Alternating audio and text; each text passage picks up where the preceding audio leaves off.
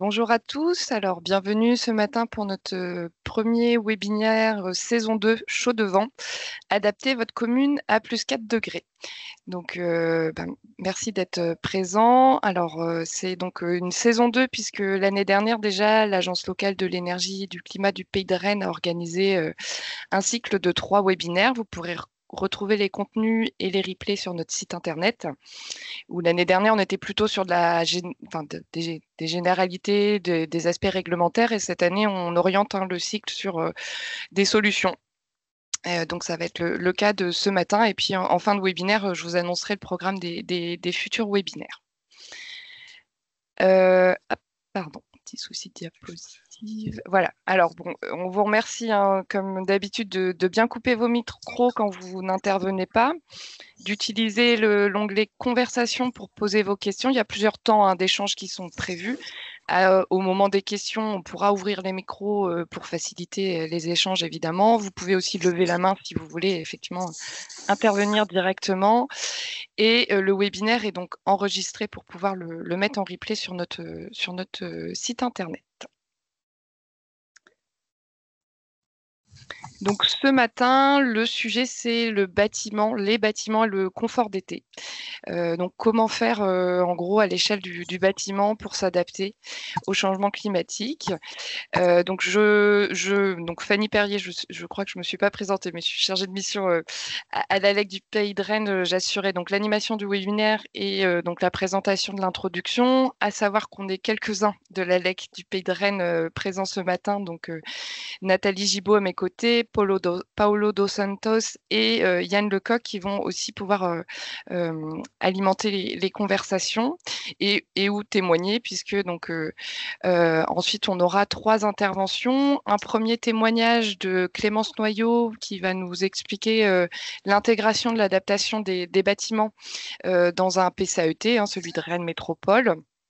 Ensuite, nous aurons une double intervention avec Sylvain Banquetel, directeur des services techniques de Vezin-le-Coquet, et Paolo Dos Santos, qui est CEP de la commune et chargé de mission à l'ALEC sur l'optimisation du confort d'été dans un bâtiment de centre de loisirs. Et enfin, on aura une présentation d'outils, méthodes plutôt, d'adaptation des bâtiments élaborés par le CEREMA et donc présenté par Yara Losso, chef de projet au CEREMA. Et enfin, on fera un rapide point sur les aides financières et les actualités de l'ALEC du Pays de Rennes. Alors, pour commencer, juste quelques mots rapides pour rappeler qui nous sommes.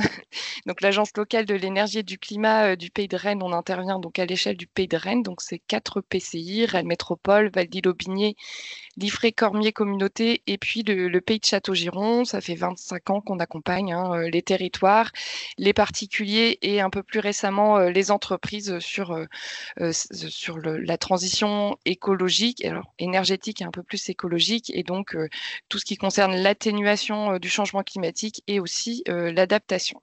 Donc très rapidement, je ne rentre pas dans les détails. Si vous avez des questions, évidemment, vous n'hésiterez pas à les poser. Et sans plus attendre, donc on va rentrer dans le vif du sujet. Donc l'adaptation au changement climatique à l'échelle du bâtiment, qu'est-ce que ça veut dire? Première question à se poser, c'est quand on regarde les aléas climatiques qui sont exposés là sur votre gauche de l'écran, qu'est-ce qui va plus concerner le bâtiment? Alors, essentiellement, la première chose à laquelle on va penser, c'est tout ce qui est forte chaleur, canicule, et donc confort d'été, alors d'été, mais même confort tout court dans le bâtiment. Et puis, on a 3 autres aléas qui vont aussi pouvoir impacter le bâtiment, tout ce qui est sécheresse avec le retrait-gonflement des argiles à plus long terme, tempête et vents violents sur les dégradations qui peuvent avoir lieu aussi façade, toiture, et puis évidemment précipitations et inondations, on l'a vu assez récemment. Il me manque... Ah non, pardon. Si on revient sur les prévisions du changement climatique sur le territoire du Pays de Rennes, donc en gros, on va avoir une augmentation de la température moyenne, comme à l'échelle nationale, une augmentation du nombre de jours de forte chaleur et aussi, surtout, des augmentations de pics de chaleur et de canicules. Également, la variabilité de l'intensité des précipitations Et puis aussi une augmentation a priori des vents violents et des événements type tempête. Si on regarde plus spécifiquement ce que ça veut dire sur une commune donnée, alors j'ai choisi la commune de Vezin-le-Coquet puisque tout de suite après, on a le témoignage de Vezin, et aussi pour vous rappeler du coup l'outil Mon territoire à plus 4 degrés qui est développé par l'Observatoire de l'environnement en Bretagne, l'OEB, qui vous permet d'avoir les données. Donc en bleu foncé, c'est le climat d'aujourd'hui, et puis en rouge, c'est les prévisions à plus 4 degrés. Donc aujourd'hui à Vezin, on a une température moyenne annuelle de 11,8 degrés. À l'horizon, plus 4 degrés, ça sera 14,8 degrés. Donc on a une augmentation quand même de 3 degrés de température moyenne. Alors je ne vais pas détailler tous les chiffres, mais en gros, c'est de voir que la température moyenne en été, elle augmente de 4 degrés environ. En hiver, elle augmente de 3 degrés environ, pardon. On a une diminution des pluies en été, mais une augmentation en hiver. Et puis surtout, par rapport au nombre de jours de forte chaleur par an, on passe de 5 jours sur un climat actuel à 26 jours à la fin du siècle, avec 16 nuits tropicales à la fin du siècle contre une nuit aujourd'hui. Donc ça fait quand même pas mal de modifications, et c'est tout ça qu'il va falloir anticiper à l'échelle du bâtiment. Donc pour résumer, enfin résumer oui, parce qu'effectivement on est sur un webinaire d'1 h 30, donc évidemment on ne va pas pouvoir traiter tous les sujets. Donc nous on a décidé aujourd'hui de se concentrer vraiment sur le confort d'été. Donc s'adapter à l'échelle du bâtiment, ça va être traiter ce confort. Donc la stratégie qui existe déjà, c'est de limiter les apports solaires grâce à des protections, soit architecturales, soit végétales. Aussi sur tout ce qui est aménagement extérieur, végétalisation, évidemment d'isoler le bâtiment. Quand on peut, sur des périodes de chaleur aussi, c'est de limiter les apports internes, notamment tout ce qui est veille et système. Après, les apports liés aux occupants, c'est un peu plus compliqué. Et d'évacuer la chaleur en priorité de manière passive, parce que la climatisation, ça peut être une solution en fait de maladaptation, puisqu'elle va aussi réchauffer l'air extérieur, en plus de consommer de l'énergie. Il y a aussi d'autres thématiques qui ne seront pas abordées aujourd'hui, mais dont on fait écho là juste maintenant, qui va être notamment de concentrer les équipements aux étages supérieurs par rapport au risque d'inondation, de réfléchir à la durabilité des solutions face aux intempéries, tout ce qui est protection solaire extérieure, etc. Ça peut être impacté par les fortes intempéries. Réfléchir aussi à la chronotopie des lieux pour pouvoir justement optimiser peut-être pas tous les bâtiments. Ça va sur une stratégie aussi patrimoniale. Ça veut dire qu'aujourd'hui, on peut traiter le confort, mais est-ce qu'à la fin du siècle, tous les bâtiments pourront être confortables en cas de forte chaleur? C'est pas certain. Donc peut-être qu'il y a une stratégie à élaborer pour avoir en fait des lieux, des bâtiments refuges où le confort sera extrêmement bien traité, et puis d'autres où on n'aura pas pu aller jusqu'au bout. Voilà, en quelques mots. Ah oui, j'avais aussi, pardon, une petite slide très rapidement aussi de rappel sur le plan national d'adaptation au changement climatique, donc le plan 3, puisque c'est le 3e. Rappelez qu'aujourd'hui, c'est la première fois qu'il s'appuie sur une trajectoire d'adaptation au changement climatique avec donc cette track qui s'appuie sur le scénario plus 4 degrés en 2100. Et donc le plan national, il s'appuie sur 5 axes: protéger la population, assurer les résiliences des territoires, infrastructures et services essentiels, adapter les activités humaines, protéger le patrimoine naturel et culturel et mobiliser les forces vives de la nation. Et dans ces 5 axes qui sont ensuite déclinés en 52 mesures, il y a bien une mesure, la mesure 9, qui est sur le confort des bâtiments face à la chaleur. J'en dis pas plus, vous pourrez aller consulter évidemment ce plan sur le site dédié. Et donc, on va maintenant passer au premier témoignage de Clémence Noyau, qui va prendre du coup le partage d'écran sur l'intégration de l'adaptation des bâtiments dans le plan climat de Rennes Métropole. Clémence, je te laisse prendre la parole. Je coupe mon micro. Oui, alors là, j'essaie de faire partage d'écran. Est-ce que vous voyez mon écran? Oui, tout est sous contrôle. Très bien. Donc Clémence Noyau, je suis chargée de mission adaptation à Rennes Métropole. Et donc là, l'idée, c'est que je vous parle un petit peu donc, du PCAET qui a été arrêté. Donc le projet a été arrêté en janvier et il y a un volet spécifique sur l'adaptation des bâtiments au changement climatique dont je vais pouvoir vous parler aujourd'hui. Alors, est-ce que j'arrive à passer les slides? Hop. Alors, juste pour que vous compreniez bien, le PCAET, il y a un document très global, très communicant, et dans les documents, dans les annexes, dans les documents qui viennent avec ce PCAET, il y a un plan d'action adaptation au changement climatique. Donc, c'est la première stratégie métropolitaine autour de l'adaptation. Et ces documents, donc, qui sont des plans d'action, ils ont pour objectif à la fois de fixer des objectifs quantitatifs et qualitatifs, donner le cap finalement à nos politiques publiques sur des enjeux d'adaptation en l'occurrence, de structurer l'action, notamment parce qu'il y a beaucoup de choses, en fait, et beaucoup de politiques publiques de Rennes Métropole, des communes qui sont déjà mises en œuvre et qui répondent à ces objectifs. Donc le PCAET, il a pour but de recenser, de structurer, de valoriser ces politiques publiques, mais aussi d'identifier où est-ce qu'on ne va pas assez loin, quels sont les manquements sur les enjeux d'adaptation de nos politiques publiques pour formuler des actions et des engagements concrets pour aller plus loin dans les prochaines années. Avant de vous parler, donc, de faire un focus sur ce qu'on a inscrit dans ce PCAET sur la question des bâtiments et des fortes chaleurs, je vais juste revenir sur le diagnostic de vulnérabilité très rapidement qui a été établi en fait pour comprendre à quoi est-ce qu'il faut qu'on se prépare nous sur notre territoire. À la fois, qu'est-ce que ça veut dire un climat à plus 4 degrés en termes d'évolution du climat, mais aussi et surtout les conséquences d'un tel réchauffement sur notre territoire. Alors, je ne vais pas revenir sur le fait que, je pense que vous le savez, l'État a adopté une trajectoire de réchauffement de référence de plus 4 degrés à 2100. Oui, 4 degrés, c'est ça, d'ici 2100. Donc ça correspond à un scénario dans lequel les États respectent leurs engagements climatiques. Donc ça veut dire que vraiment on se dirige vers un changement climatique qui sera non seulement inévitable, mais très important. Et pour bien comprendre en fait sur le sujet d'aujourd'hui, ce que ça veut dire en fait pour notre territoire, un climat qui se réchauffe à ce point, de 4 degrés, ça veut dire qu'à horizon 2050, on aurait, alors c'est très schématique, mais on aurait globalement un climat qui se rapproche de celui de Toulouse aujourd'hui et en fin de siècle d'une ville du centre du Portugal. On peut aussi comparer aux villes de Montpellier, de Marseille, si on reste en France, d'ici la fin de siècle. Donc ça veut dire vraiment un bouleversement en fait total de notre climat sur un pas de temps qui est très court.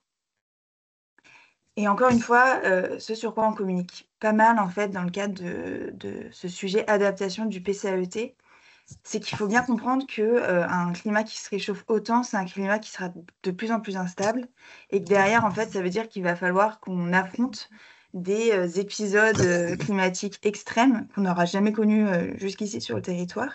Donc par exemple, la pire canicule qu'on a connue en France, je crois qu'il y a un micro ouvert. La pire canicule donc qu'on a connue en France, c'était celle de 2003. On s'en rappelle tous, je pense. Enfin moi pas trop, mais qui a duré environ 15 jours.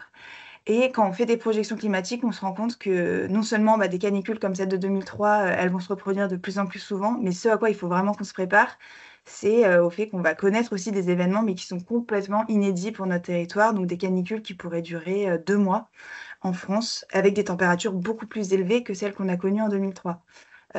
Juste pour info, Météo France vient de sortir un rapport dans lequel ils disent que les 50 degrés sont possibles en France à horizon 2100 et très probable, à horizon 2050 pardon, et très probable à l'horizon 2100. Et c'est vraiment à ces extrêmes qu'il faut qu'on se prépare et qu'il faut bien avoir en tête, notamment sur le sujet d'aujourd'hui. Et donc dans ce diagnostic, on a identifié les impacts dans un ensemble de secteurs et un des gros impacts qui est ressorti, c'est cette question de l'inconfort thermique, notamment dans les bâtiments, et du risque d'augmentation, en fait, du recours à la climatisation.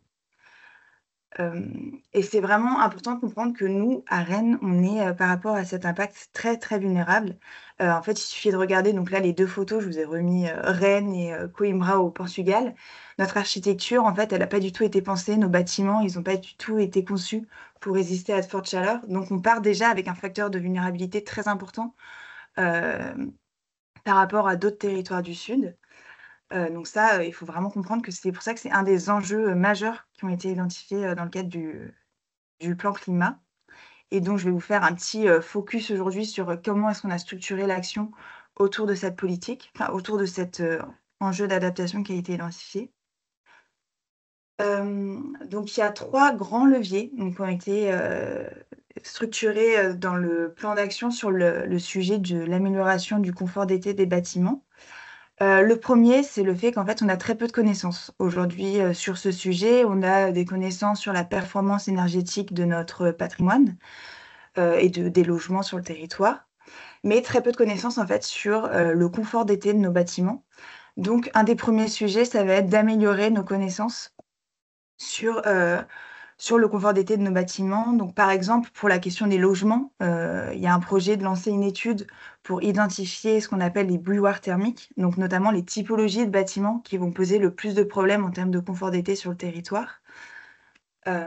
Donc non seulement pour voir s'il y a des logements, en fait, qui vont devenir inhabitables, certaines périodes de l'année en été et aussi identifier s'il y a, par rapport aux caractéristiques, de nos bâtiments avec des toits en ardoise, où on a beaucoup de granit, quelles sont les solutions, d'adaptation sur le confort d'été qui pourraient être mises en place et qui sont propres à vraiment aux caractéristiques architecturales de notre territoire, à Rennes et Rennes Métropole en général. Un autre enjeu, c'est, donc de renforcer, en fait, la prise en compte du confort d'été, à la fois dans les constructions neuves, donc là, c'est vraiment une évolution à la fois des réglementations, des standards qu'on met, donc pour, guider les choix de conception et prendre en compte le climat futur. Alors, par exemple, là, il y a le PLUI de Rennes Métropole qui est en train d'être modifié et il prévoit notamment de rehausser les standards et les exigences sur le confort d'été par rapport à la réglementation nationale. Donc là, en fait, il faut continuer, à rehausser, en fait, pendant toute la durée de vie du PCAET, aller encore plus loin pour être de plus en plus exigeant sur ces sujets. Heu et un enjeu aussi, très important d'intégrer en fait le confort d'été dans tous nos projets de rénovation. Aujourd'hui, nos rénovations, elles sont surtout axées sur, la performance énergétique et il faut vraiment que, le confort d'été devienne un critère à part entière de nos projets de rénovation. Ce qui va, faire, guider des choix en termes d'isolants qu'on choisit. Est-ce qu'on met un budget un petit peu supplémentaire pour installer des protections extérieures et cetera? Un autre, le dernier axe un petit peu stratégique, c'est on anticipe que dans tous les cas, malgré ces politiques, on risque de connaître, enfin, quand on voit en fait les projections climatiques, dans tous les cas, une augmentation des besoins de rafraîchissement des bâtiments, notamment dans des bâtiments qui accueillent un public vulnérable, je pense aux crèches, aux EHPAD et donc Rennes Métropole va aussi commencer à étudier la faisabilité de création d'un réseau de froid ou de rafraîchissement, donc soit ça pourrait être un réseau de froid indépendant, soit ça pourrait être une boucle d'eau tempérée, donc un réseau qui permet à la fois de donner du chaud et du froid et du frais. Et donc là aussi, en fait, on anticipe ces besoins futurs. Donc là, on parle d'investissement, qui serait, sur le très long terme et pour conclure assez rapidement, cette question, c'est vraiment, derrière, ce sujet du confort d'été de nos bâtiments, c'est vraiment, en fait, ce qu'on appelle intégrer le réflexe d'adaptation.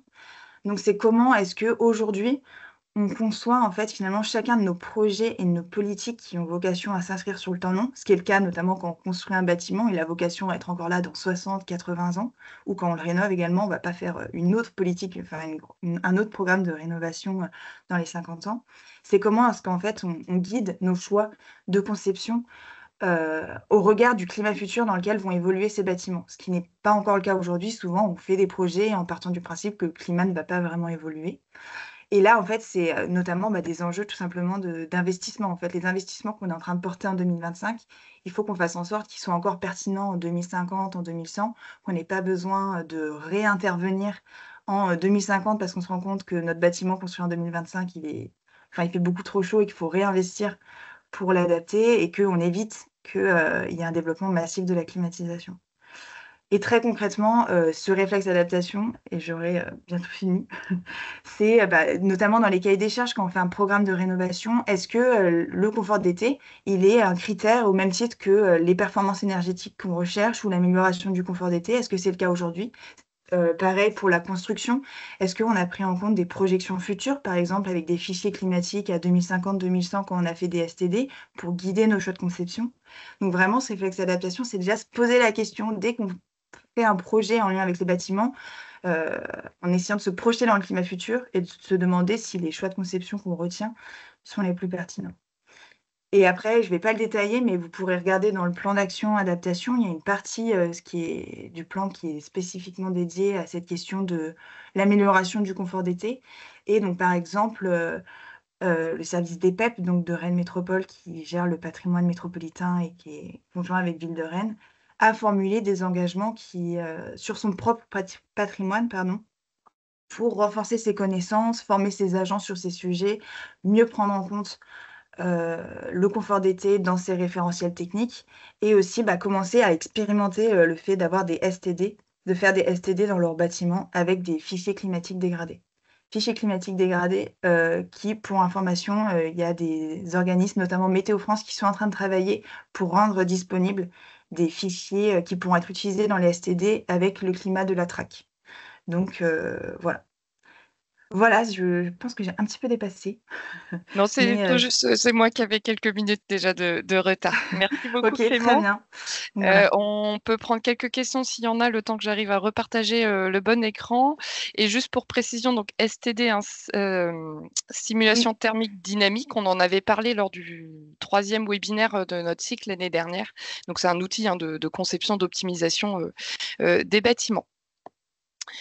Est-ce que non, le partage ne marche pas, donc il faut que je refasse. Pardon.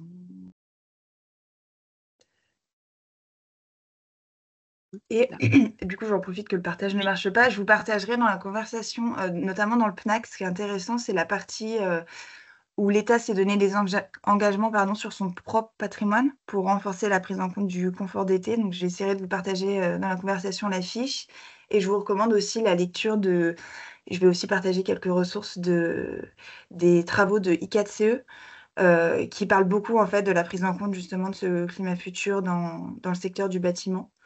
C'est des ressources qui sont très intéressantes, donc je vais les ajouter dans la conversation.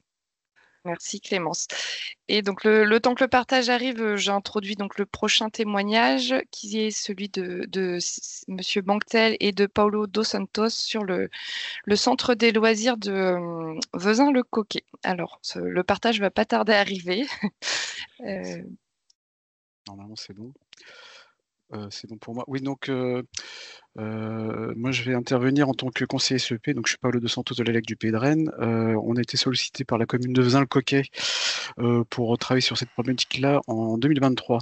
Bon, alors à savoir que si vous vous rappelez, 2023 avait fait suite à une année 2022 très très chaude, avec des périodes de sécheresse notamment, et de fortes températures assez importantes en termes de nombre.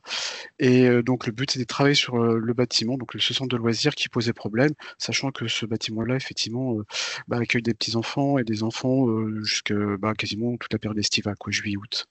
Et enfin de juin à août. Donc le but de la démarche, c'était surtout de mener une campagne de mesures. Il y en a eu 2, en juin et en août, pour voir un petit peu, pour faire un premier constat sur ce bâtiment-là. Alors juste avant, quand même, pour vous montrer à quoi ressemblait ce bâtiment-là, parce qu'en fait, c'est un bâtiment qui fait à peu près 400 mètres carrés, qui est plutôt de forme simple, hein, donc orienté plutôt nord-sud, qui avait des grandes baies vitrées côté sud, hein, qu'on peut voir justement sur la première image du haut, avec des protections solaires extérieures. On a aussi un auvent qui fait plus ou moins son travail, et puis et des grands volumes intérieurs. Donc finalement, en fait, c'est un bâtiment qui est assez simple, fonctionnel, et qui avait aussi pas mal d'atouts de par sa conception. Et malgré ça, on avait quand même des problèmes de surchauffe l'été, bon, qui sont liés effectivement aux conditions météorologiques, mais aussi au fait d'apports internes importants. Puisque dans ce centre de loisirs, on peut accueillir entre 50 et 70 enfants, donc un peu en même temps, donc ce qui fait quand même aussi beaucoup d'apports internes. Donc pour illustrer un peu ces problèmes d'inconfort, en fait, alors je vous montre ça. Alors des graphes comme ça, on en a des dizaines, hein, mais là c'est juste une illustration. C'était le 10 août 2023 où il avait fait assez chaud puisque la température maximale avait atteint les 30 degrés dans la journée. Et sachant qu'on avait une température moyenne l'après-midi de 29 degrés extérieurs. Alors je précise que ces 29 degrés en plus sont mesurés par des sondes qui sont placées au nord Donc on peut dire qu'on a même des températures côté sud qui étaient encore plus élevées. Et là, ce qui est intéressant de voir, c'est effectivement donc la partie rouge des camemberts qui vous illustre en fait les températures, on est supérieur à 26 degrés, et notamment la durée. Donc la durée de cet inconfort, et notamment toutes les parties donc en bas qui sont les grandes salles d'activité orientées sud. Et ben en fait, vous représente en fait finalement c'est un peu cet inconfort. Alors sachant qu'aussi, sans entrer dans le détail, on parle beaucoup de température sèche, mais c'est vrai qu'il y a aussi l'inconfort est beaucoup lié aussi au taux d'humidité. Et donc, juste pour allouer ce petit rappel quand même, justement, ce qu'on a parlé au tout début, donc des problèmes soit de nuit tropicale ou de surchauffe ou de canicule. Là, c'est un peu un historique du nombre de jours où on avait des températures supérieures à 29 degrés en extérieur. Et on voit que 2022, alors après, est-ce que 2022 sera une référence dans les années à venir, et qu'on va multiplier le risque par 2, entre 2 et 4, justement sur ce nombre de jours de forte chaleur. C'est vrai que l'impact sera important, important. Il n'empêche qu'on voit aussi sur l'historique 2024, on a eu peu de jours de forte chaleur. Donc c'est vrai qu'on a du mal à analyser chaque année ce qui peut arriver. On verra notamment pour 2025.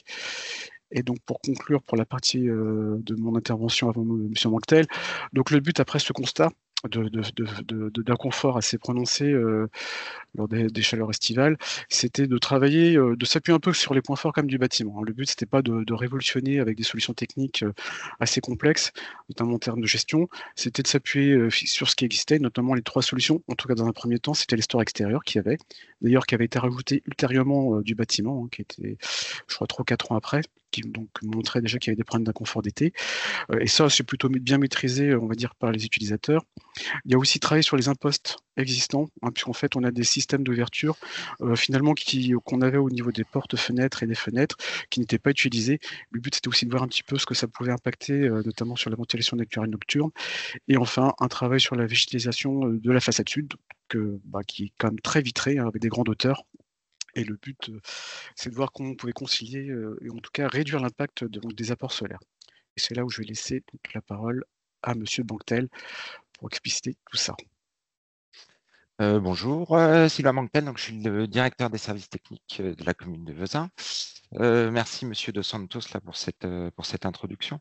Donc effectivement, bâtiment des Corrigans, 2001, très rapidement, on s'est rendu compte qu'il y avait des soucis. On avait des problématiques l'été avec des forts apports de chaleur par les baies vitrées. Donc on avait déjà dès 2003, entre 2003 et 2005, rajouté des stores extérieurs pour cette problématique. Mais on voit bien qu'avec les étés de plus en plus chauds qu'on a, ça ne répond plus, c'est pas assez suffisant en fait. Et puis on a un public jeune effectivement, où on doit pouvoir les accueillir dans de bonnes conditions, quoi. Donc jusqu'ici, on fait de la résistance. On n'a pas voulu passer sur des systèmes de climatisation, par exemple, bien que le sujet ait été mis sur la table, il y a eu des demandes, etc. Donc c'est pour ça qu'on avait sollicité l'ALEC et M. De Santos pour déjà avoir des données factuelles pour essayer de comprendre un peu comment se comportait le bâtiment, quoi. Et donc, à la suite de cette étude, voilà, nous avons travaillé sur les propositions de M. De Santos, c'est-à-dire travailler sur la ventilation naturelle nocturne avec un bâtiment qui s'y prêtait bien, même si on verra, ça a ses limites, hein, mais voilà quoi. Donc l'objectif a été bien de décharger les calories stockées dans le bâtiment lors des fortes chaleurs, quoi. Dès qu'on atteint une température supérieure en journée ou même qui se prolonge le soir, permettent de ventiler pour faire baisser de quelques degrés, puisqu'on a quand même des températures relativement fraîches en Bretagne la nuit. Donc voilà, l'idée, c'était de profiter de cet apport naturel et d'un bâtiment qui le permettait avec les différents imposts, quoi. Donc c'est une ouverture manuelle, donc c'est à gérer par les utilisateurs du bâtiment. Et pour ce faire, on a rajouté des grilles, nous, juste voilà, pour éviter que insectes, animaux, etc., puissent rentrer la nuit, petits oiseaux, Voilà. Donc ça a été fait en régie par les services techniques pour 350 €. Donc c'est quand même un investissement très faible et du coup qui permet, avec une solution relativement simple, d'essayer d'améliorer le confort thermique. Alors, sur la slide suivante, on a des... voilà, je suis allé trop vite. Voilà. Les comparaisons de température qui ont été faites par Monsieur Dos Santos. Donc, on voit sur la partie haute, donc c'est sur 3 salles. Il y a la salle d'activité, la salle à manger, et puis la partie qui est plus sonore, les bureaux, quoi. Donc, en 1, c'est sans ventilation nocturne, et en 2, c'est en mettant en place la ventilation nocturne. Donc, on voit qu'on arrive quand même, suivant les températures qu'il y a la nuit, à diminuer de 0,5 à 2 degrés, ce qui est un bilan plutôt positif, bien que voilà, ça a ses limites.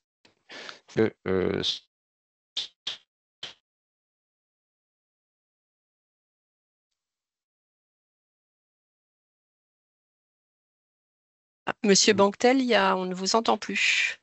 Pour des temps, quand je clique. Ah, on a eu une petite coupure, Monsieur Banquetel. Il y a eu une petite... Ouais, là, on vous entend à nouveau. Voilà. Juste quelques secondes, hein. C'était pas long, mais voilà. Vous avez entendu quand Oui. Ah, il y a des problèmes de connexion. Peut-être qu'il faut couper votre caméra. Je ne sais pas si ça peut faciliter la... En fait, on vous a entendu sur les différences là, de température avec la mise en place de la ventilation nocturne. Voilà, et après, on a eu une petite coupure. Et là, j'ai l'impression que vous êtes de nouveau... Désolé. Ah, voilà, on vous retrouve. C'est bon, vous me retrouvez? Ouais, je suis Oui. désolé, il y a de la latence, je ne sais pas ce qui se passe. Là, c'est bon. Est-ce que vous avez eu les commentaires sur la slide qui est visible? Oui. Vous m'avez entendu? Oui. D'accord. Ok. Alors, les avantages d'avoir travaillé avec les impostes ouvrants, donc on s'appuie sur ce qui existe déjà, donc il n'y a pas d'investissement à proprement parler. Du coup, ça permet aussi d'impliquer les usagers du bâtiment. Donc, il faut savoir que c'est le centre de loisirs, mais c'est aussi les bureaux, c'est occupé toute l'année. Donc, ça fait l'accueil du mercredi après-midi, mais le service enfance-jeunesse est centralisé là-bas. Donc, il y a 4 personnes qui travaillent en permanence dans ce bâtiment. Donc, ils sont déjà bien impliqués, ils connaissent bien ce bâtiment. Donc, c'est eux qui sont un petit peu les garants du bon fonctionnement de cette méthode. Ils doivent être à la fois... donc, il y a des capteurs, il y a des thermomètres à l'intérieur, et donc, ils doivent regarder en fonction de la température intérieure du bâtiment et la température extérieure, gérer ces ouvertures. C'est de la même manière, ils doivent faire de la pédagogie avec les animateurs pour l'été notamment, bien veiller à fermer les portes quand la température extérieure est trop importante pour limiter les apports de chaleur dans le bâtiment, quoi.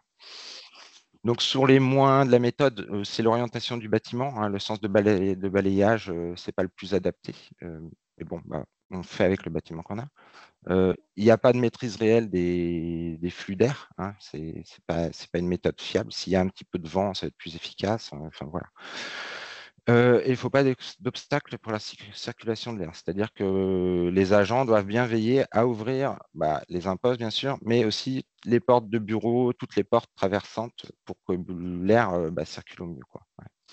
Et donc, comme on le disait tout à l'heure, voilà, sur les fortes nuits, les nuits dites tropicales, supérieures à 20 degrés, forcément, le dispositif sera moins efficace, quoi.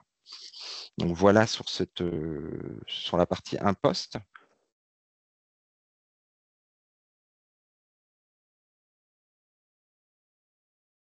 Alors, sur la végétalisation maintenant de la façade sud du bâtiment. Du coup, c'est vrai qu'on a des surfaces vitrées très importantes. Donc, on avait déjà mis en place ces stores extérieurs, hein. Donc, il y a aussi le débord, la casquette, un petit peu, mais qui a une certaine efficacité sur une certaine hauteur, mais qui est limitée quand même. Ouais. Et on a devant la cour, donc avec du bitume aussi, bitume et béton désactivé, c'est un mix des deux, mais donc avec aussi un apport de chaleur par l'asphalte.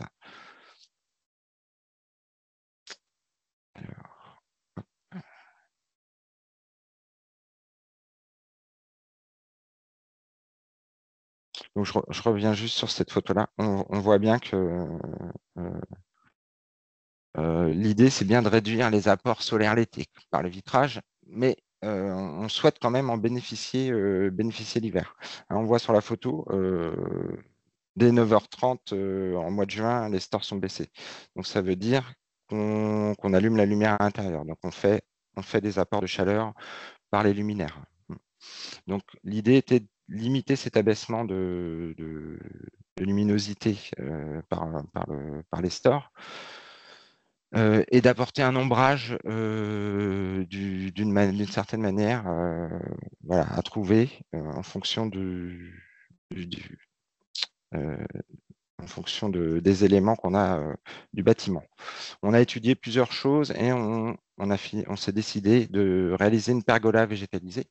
Pergola végétalisée, on en a déjà réalisé sur la cour végétalisée de l'école, projet qu'on a réalisé l'année dernière.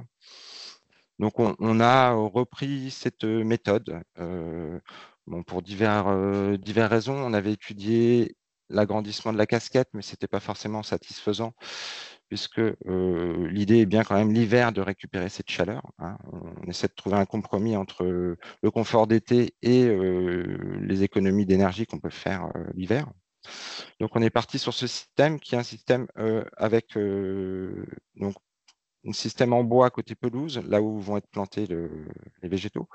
Et on vient s'accrocher sur le bâtiment avec des filins, en fait. Donc, on voit les poteaux métalliques, on est venu rajouter des barres en travers et on est venu fixer les filins dessus, quoi. Donc ça a été réalisé l'année dernière. Donc, pour l'instant, on ne voit pas de végétaux. Ça a été planté à l'automne dernier et la reprise végétative n'a pas été très, très bonne. Donc là, on doit replanter quasiment tous les plants de l'automne. Donc, ce que j'expliquais, voilà, les filins métalliques qui viennent se fixer sur des barres qui sont entre les poteaux. Le coût du projet, donc c'est un projet qui a aussi été réalisé en régie, comme les grilles sur les impostes, afin de limiter les coûts, bien sûr.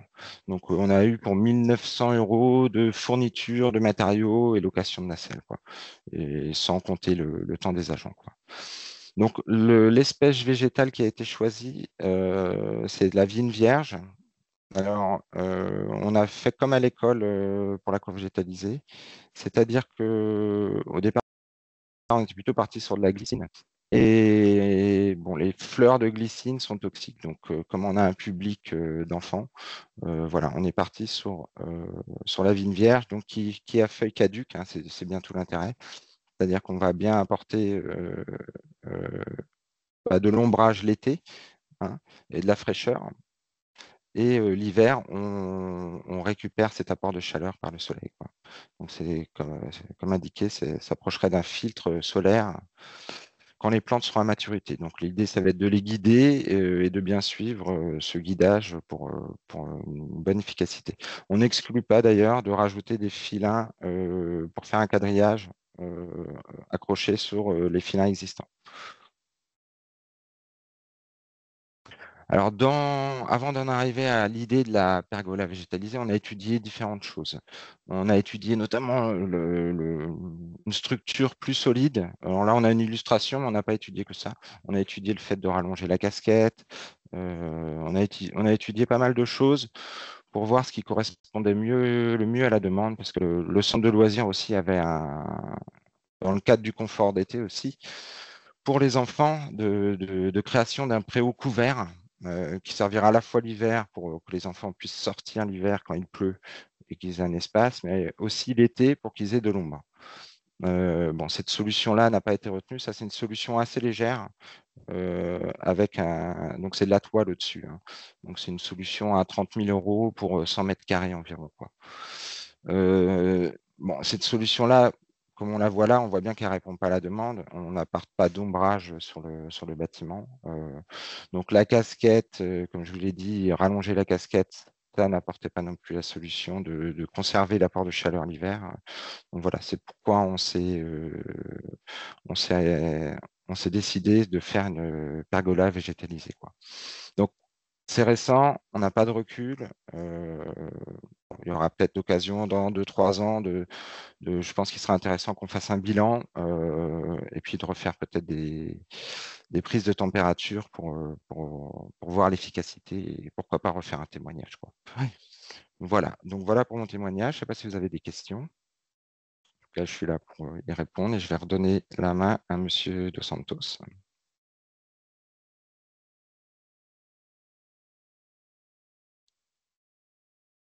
Merci.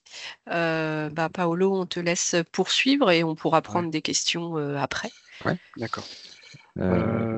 Ouais, donc on va suite au témoignage de Monsieur Banquetel, effectivement, alors c'est un complément d'information, comme je l'avais dit, ça c'était un début de réflexion.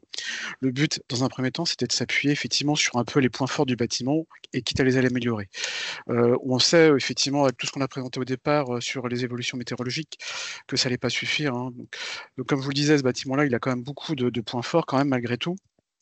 Mais c'est vrai qu'il a aussi l'avantage d'avoir un comble technique, c'est-à-dire qu'on n'est pas sur du rampant de toiture qui est, lorsque la toiture est fortement solarisée, est très impactant sur les apports solaires.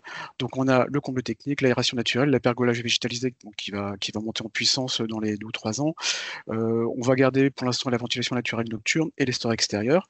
Donc tout ça, ça permet quand même de réduire en tout cas le temps d'inconfort. Je ne dis pas de l'enlever, mais au moins de le réduire. Et par contre, il y a quand même toujours des réflexions complémentaires avec la collectivité pour améliorer, on va dire, l'ensemble. Et notamment, comment dirais-je, pour d'être complémentaire à ce qui existe. Donc on ne va pas non plus forcément révolutionner, on va être un peu dans le bon sens pour réduire un peu cet inconfort. La première, on l'avait un peu évoqué, c'est notamment d'essayer de responsabiliser encore un peu plus les utilisateurs du bâtiment. C'est vrai que là, on a la chance d'avoir des impostes qui étaient déjà installés et c'est vrai, comme l'a dit Monsieur Monquetel, si les utilisateurs l'utilisent pas à bon escient, ce sera pas utile. Donc il faut vraiment essayer d'avoir une sensibilisation, une acculturation vraiment à ces problèmes de surchauffe estivale, sachant qu'un peu la difficulté, c'est comme l'avait dit Monsieur Monquetel, c'est que bon, chaque année, on a des animateurs, animatrices qui changent tous les ans. Donc il y a quand même ce travail un peu récurrent, répétitif à faire, en tout cas pour que ça devienne vraiment une culture de l'inconfort estival. Ça, c'est la première chose. Pour compléter, justement, on réfléchit à mettre en place une procédure, quelque chose d'assez simple qui pourrait être transmis aux animateurs pour que chacun un peu se saisisse de cette problématique, quoi, en fait. Très bonne idée. Le deuxième élément, alors ça justement c'est pour montrer un peu le rôle effectivement des usagers, il faut qu'ils soient acteurs et là c'est pour vous montrer justement l'intérêt d'ouvrir un peu les ouvrants. Alors là, la courbe rouge en fait c'est la température extérieure, la courbe verte c'est celle d'un bâtiment, donc il y a 2 jours qui sont montrés et en fait on voit bien que chaque jour un peu l'intérêt d'ouvrir ou de fermer ces ouvrants il peut varier, puisque dans le premier cas dès 10h du matin il faut essayer de fermer ces ouvrants parce que sinon on va avoir trop d'apport solaire, enfin trop de chaleur plutôt à entrer dans le bâtiment, alors que dans le deuxième jour, là on voit bien que finalement jusqu'en début d'après-midi, on peut se permettre de laisser ces ouvrants ouverts. Donc c'est pour ça qu'il y a des vigilances à avoir de la part des usagers et qu'ils ont un rôle vraiment important à jouer, puisque dès qu'on a 2 ou 3 degrés d'écart, il ne faut pas hésiter à ouvrir effectivement pour faire entrer de l'air extérieur. La deuxième chose, c'est le gros souci qu'on a effectivement dans le centre de loisirs, comme je vous l'avais dit, c'est qu'on a un nombre d'enfants qui est important, entre 50 et 70, notamment entre juin et août. Ça veut dire aussi des apports internes très importants. Et c'est vrai que la solution des brasseurs d'air plafonniers sont une bonne solution, comme le montre un peu d'ailleurs le graphe d'à côté, c'est-à-dire que le fait de pouvoir amener des mouvements d'air à l'intérieur du bâtiment, on ne refroidit pas l'air, mais le fait d'avoir des mouvements d'air, ça permet de favoriser un peu l'évapotranspiration au niveau de la peau des enfants, et donc ça veut dire d'avoir un ressenti qui est quand même plus confortable que si en fait on n'avait pas de mouvement d'air. Et à savoir effectivement qu'une vingtaine d'enfants, c'est un peu l'équivalent d'un radiateur. Donc quand vous avez une cinquantaine qui sont un peu entre guillemets confinés à l'intérieur du bâtiment parce qu'il a fait très chaud à l'extérieur, vous voyez un peu les apports internes importants cumulés sur la journée. en tout cas potentiellement. Donc le rôle des brasseurs-d'heures, il est vraiment intéressant, et j'insiste bien sur les brasseurs-d'heures plafonniers, et je pense que, en tout cas, ce sera une solution importante qui va, je pense, être étudiée avec M. Banquetel pour peut-être l'année prochaine, pour compléter le dispositif actuel. Hein, et ce qui est bien, tout à fait, c'est ouais, ça. On va l'étudier, on va voir par pièce combien il en faut, puis voilà, peut-être investir sur plusieurs années et à voir, quoi. Ouais. Mm.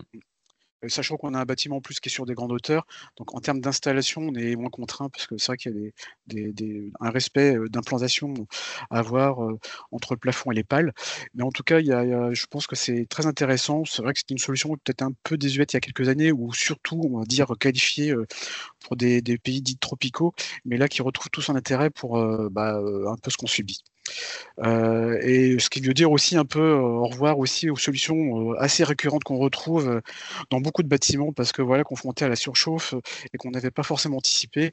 Donc les petits ventilateurs sur pied qui apportent des courants d'air qui sont pas forcément agréables, bon, qui dépannent bien, mais qui n'apportent pas le confort que peuvent apporter les brasseurs plafonniers.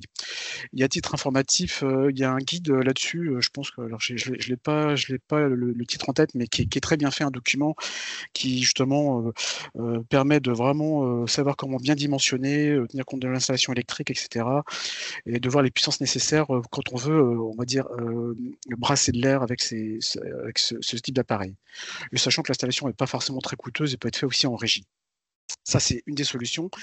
Et la deuxième solution, justement, auquel on va vraiment développer, on vous a parlé tout à l'heure de la ventilation dite nocturne. Alors, elle avait ses limites parce qu'effectivement, on brasse pas assez d'air la nuit, hein, parce que pour être efficace, il faut à peu près entre 3 et 6 volumeurs, sachant que plus on aura un air chaud extérieur la nuit, et plus faudra faire rentrer de l'air à l'intérieur. Et donc, c'est vrai qu'aujourd'hui, on a les impostes donc, qui permettent de faire cette ventilation naturelle, qui peut permettre de gagner 1-2 degrés quand effectivement on a 15-16 degrés la nuit. Par contre, ce ne sera pas toujours le cas. Et donc là, par contre, le fait d'avoir une ventilation nocturne hybride, donc en fait, la ventilation naturelle actuelle, mais assistée mécaniquement, ça permettra d'être beaucoup plus efficace, d'avoir un renouvellement d'air totalement maîtrisé, et puis et de réduire de 2 à 3 degrés, on va dire, la température intérieure. Et là, pareil, je pense qu'on n'aura pas des gros investissements, et sachant qu'on peut aussi asservir cet extracteur d'air avec un delta de température, pour augmenter, on va dire, l'efficacité qui n'était que manuelle en termes d'asservissement aujourd'hui, quoi. Donc le but, c'est toujours effectivement de s'appuyer un petit peu sur les points forts du bâtiment, sans entrer, on va dire, sur des solutions compliquées, et en évitant, en tout cas dans un premier temps, tout ce qui est un peu en lien avec la climatisation, en tout cas aujourd'hui. Donc voilà un peu les solutions proposées pour le centre de loisirs. Et sachant, comme je le dis, ce bâtiment-là, à la base, est quand même un bâtiment qui était plutôt bien pensé, et malgré tout, il y a quand même un certain nombre de choses à faire. Donc, ce qui fait penser un peu à des bâtiments qui sont quand même plus contraints sur le gros travail d'adaptation à faire pour réduire l'inconfort d'été. Voilà, là, c'était un peu la fin de l'intervention pour faire le point sur le retour d'expérience de Vezin-Coquet. Merci beaucoup à tous les deux pour vos apports et témoignages. On peut prendre quelques questions s'il y en a. Je n'ai pas regardé dans le chat. Moi, je voulais rebondir aussi. Bon, là, on voit bien, on a un bâtiment avec une double problématique d'apport externe, mais surtout d'apport interne. Ce qu'on voit aussi, c'est l'idée un peu de trajectoire, c'est-à-dire que là, on met une première solution et on a des solutions plus coûteuses, notamment de ventilation assistée nocturne, qui pourront être mis ultérieurement en place. Moi, ça me fait penser typiquement sur des projets de rénovation. Effectivement, c'est peut-être pas mal de déjà aussi avoir cette trajectoire en tête et de permettre plus tard la mise en place d'une ventilation ou autre, hein, en fonction des solutions qui peuvent être abordées. Un petit truc que je voulais aussi noter, on parle beaucoup de protection solaire, etc. La première chose aussi, c'est la taille des vitrages, en fait, hein, tout simplement. Donc, sur la conception des bâtiments neufs, c'est plus simple. En rénovation, ça peut être aussi des solutions étudiées, c'est de réduire la taille des vitrages qui sont effectivement source d'apport solaire important. Alors, dans la juste mesure, hein, puisqu'évidemment, on cherche aussi à avoir des apports solaires en hiver et de l'éclairage naturel. Une petite précision. Je ne vois toujours pas de questions, donc on va pouvoir donner la parole à Yara Du CRMA. Ah non, si, Thomas Fro de Vanaglo. Vas-y, Thomas. Oui, ouais, bonjour, vous m'entendez? Oui. Ouais, je rebondis un petit peu sur ce que tu dis, Fanny. Typiquement, vu le prix du mètre carré de la surface d'ouvrant, c'est toujours compliqué de remplacer, surtout quand c'est qualitatif déjà en place.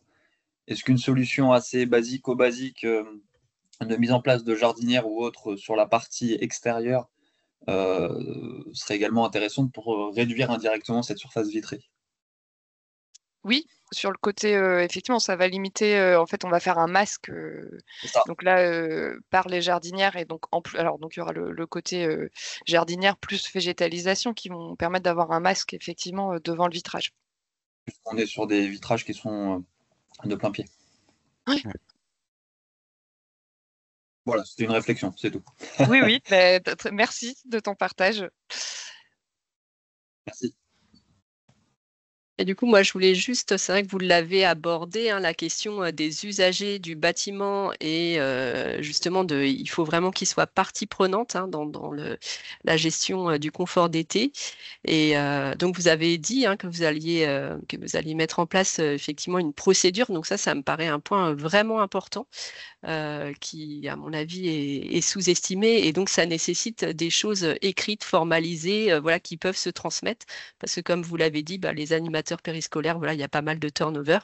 Donc, ça nécessite vraiment d'avoir un livret, en fait, comme un carnet du bâtiment, du bon usage, des bonnes pratiques. Et ça, on le voit, hein, que ce soit dans les bâtiments publics ou les logements. D'ailleurs, hein, les collectifs, c'est vraiment important que les usagers soient informés des dispositifs, déjà des équipements mis en place, mais aussi de comment les utiliser au mieux et avoir voilà, toutes ces bonnes pratiques pour garantir le confort d'été. Mais tout à fait, c'est mettre un outil à disposition des responsables de service, voilà, pour les accompagner. D'ailleurs, on l'a pas indiqué avec M. Dos Santos, mais on a l'étude sur les températures, etc. Tout ça a été présenté au service, hein, bien sûr. Ça n'a pas été précisé, mais on leur a pour qu'ils comprennent bien l'enjeu aussi, qu'ils comprennent bien que c'est leur bâtiment quelque part. C'est eux qui sont tous les jours, c'est eux qui le connaissent, et si eux ne sont pas acteurs, ça ne peut pas fonctionner en fait. C'est pour leur confort et le confort des enfants, quoi. Ouais. Voilà. Merci. J'ai une question pour M. Banquetel. Oui, je vous écoute. Oui, merci pour la présentation. Quelle est la qualité d'inertie du bâtiment au niveau de l'isolation des murs et des planchers hauts? J'aurais pas les données là comme ça à vous donner. C'est un bâtiment de 2001. Je ne saurais pas répondre à cette question. En fait, alors c'est vrai que ce qui est intéressant justement sur les campagnes de mesure de température, c'est qu'on peut entre guillemets voir le comportement dynamique du bâtiment. Et justement, et c'est ça qui permet justement de faire rebondir sur des solutions, on va dire, soit techniques ou enfin celles qui ont été proposées se sont effectivement un peu appuyées là-dessus. Parce qu'avec les campagnes de mesure, enfin moi je sais que quand on prenait les nuits, on va dire dites tropicales, lorsque la température extérieure est supérieure à 20 reste tout le temps au-dessus de 20 degrés, on voyait que par exemple à l'intérieur du bâtiment, on gagnait au mieux quand on ouvrait justement ces fameuses impostes toute la nuit, on gagnait 1 degré, quoi. On arrivait à baisser 1 degré, ce qui veut dire que quand on avait souvent à minuit, on était à 23 degrés, hein, ces jours-là, on arrivait le matin, 7h du matin à 22, 21, enfin ouais 22, 22,5, enfin je dis 23, je suis même gentil, c'était même plutôt 25 degrés. Et c'est pour ça que ces campagnes de mesure, elles permettent vraiment de in situ, parce qu'à part faire une STD, on ne peut pas vraiment savoir quantitativement comment ça se passe sur l'aspect dynamique du bâtiment.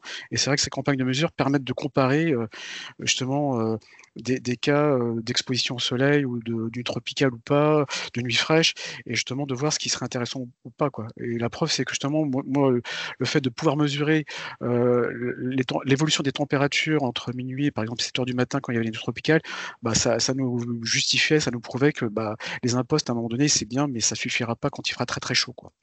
Donc à part faire une ECD, on peut pas forcément l'avoir, ou alors faire des campagnes de mesure et puis regarder comme ça au cas par cas ce que ça peut donner en termes de comportement dynamique. Alors, sans parler de STD, j'entendais, et finalement ça a été précisé dans les commentaires, Oui. quels sont les complexes d'isolation des murs et des planchers hauts? Oui, d'accord. Ouais, bon, c'est fait suivant les normes de 2001, donc on est sur une isolation par l'intérieur. Après, j'ai pas les spécificités. Bon, si on avait peut-être 10 cm à mon avis grand maximum au niveau d'isolant, sachant que c'est du classique, donc c'est du tunnel minéral. Par contre, l'intérêt effectivement, c'est qu'on avait, comme je vous disais, un peu ces le perdu, enfin cette zone tampon aussi, qui était isolée, mais pareil, on est sur des isolants, à mon avis, on est sûrement entre 15 et 20 cm vu la période de création du bâtiment, quoi, et toujours en laine minérale, quoi. C'est un bâtiment finalement, de par son isolation, qui est quand même très très classique de ce qu'on peut rencontrer dans beaucoup de bâtiments de son époque, quoi. Peut-être qu'une solution, bon, c'est encore une fois une suggestion, si on est sur des standards en laine minérale et qu'on a des combles techniques, c'est de mettre quelque chose d'un peu plus massique en termes de complexe isolant, ne serait-ce que dans les combles techniques. Ça peut jouer. Après effectivement, moi je pense que ce bâtiment-là, finalement, son point faible, contrairement à beaucoup d'autres bâtiments qui sont notamment sous-rampants de toiture, c'est pas forcément sa toiture. C'est vrai qu'on s'était même posé la question quand on avait échangé entre nous un petit peu, parce qu'on parle beaucoup aussi du coup le roofing. On s'était dit, bon, après on a une toiture zinc là, donc je sais pas trop quand même si c'était faisable techniquement, mais est-ce qu'on peut pas effectivement avoir une toiture beaucoup plus claire pour, on va dire, avoir un travail de réflexion plus important, mais parce que souvent on voyait un peu dans les retours, peut-être parfois 4-6 degrés d'abaissement, mais là en fait, je pense que si on le faisait, parce que techniquement si on pouvait le faire, on n'aurait pas un gain aussi important parce qu'on a justement ces zones tampons, quoi. Moi, comme je le dis, ce bâtiment, franchement, il est pas si nul que ça. Si je puis me permettre, et puis, mais parce que effectivement, il est correctement isolé de par son époque, et puis surtout, il a effectivement ces zones tampons en toiture, quoi, qu'on n'a pas toujours dans les bâtiments. Donc aujourd'hui, pour moi, le point faible, c'est pas forcément la partie plafond toiture, mais c'est vraiment les grandes surfaces vitrées qu'on a plein sud, ce qui est bien, mais on a 3 mètres de haut, quoi. On a plus de 3 mètres de haut du sol au plafond, quoi. Je suis désolée, je vais devoir couper des échanges qui sont somme toute très intéressants. Et l'autre problématique, juste pour conclure, c'est aussi les apports internes. Et là, là-dessus, la conception du bâtiment n'y peut pas grand-chose. Alors, on va maintenant passer à la troisième intervention avec Yara Lesaut du CEREMA. Je vous laisse prendre le contrôle peut-être tout de suite sur le diaporama. Et prendre la parole. Merci à tous pour vos interventions. C'est bon, est-ce que vous voyez mon écran? C'est bon? Oui. C'est bon. Alors, donc Yara Lesaut, chef de projet en rénovation énergétique, en stratégie énergétique et patrimoniale au CEREMA. Donc, je travaille au CEREMA Ouest, donc, qui est basé à Nantes, et on travaille pour toute la Bretagne et Pays de la Loire. Donc aujourd'hui, l'idée, c'est que je vous présente la méthode qu'on a développée au CEREMA, la méthode qu'on appelle ABCD, qui est une méthode d'évaluation du risque de canicule au niveau d'un patrimoine bâti pour pouvoir prioriser des actions d'adaptation sur un patrimoine d'une collectivité. Alors, que je regarde bien. Hop, donc. Pour commencer, vous dire juste 2 mots sur ce que c'est que le CEREMA. Peut-être qu'un certain nombre d'entre vous connaissent. Nous, on est le centre d'études d'expertise sur les risques, l'environnement, la mobilité et l'aménagement. Donc, en gros, on est un opérateur de l'État qui appuie les collectivités pour que les collectivités puissent mettre en œuvre leur politique publique.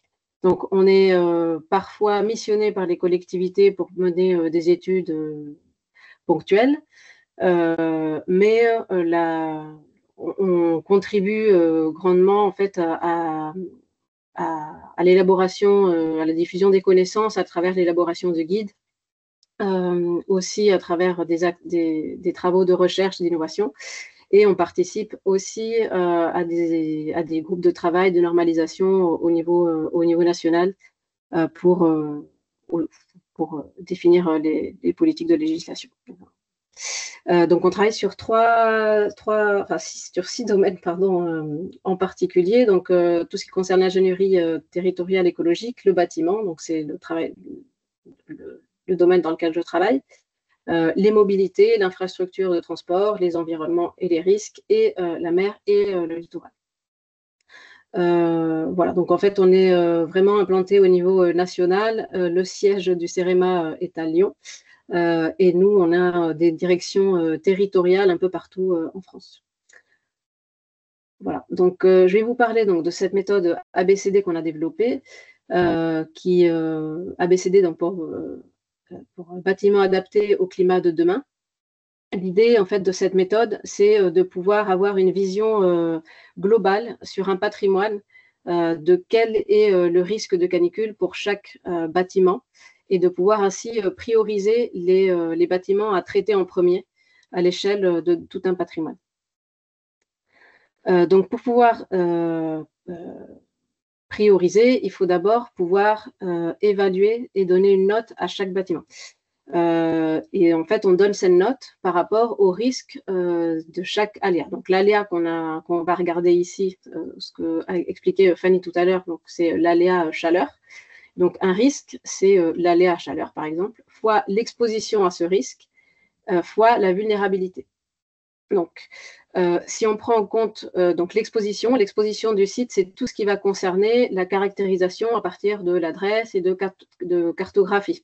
C'est-à-dire que c'est tout ce qui est indépendant du bâtiment, entre guillemets, c'est le site qui va définir l'exposition.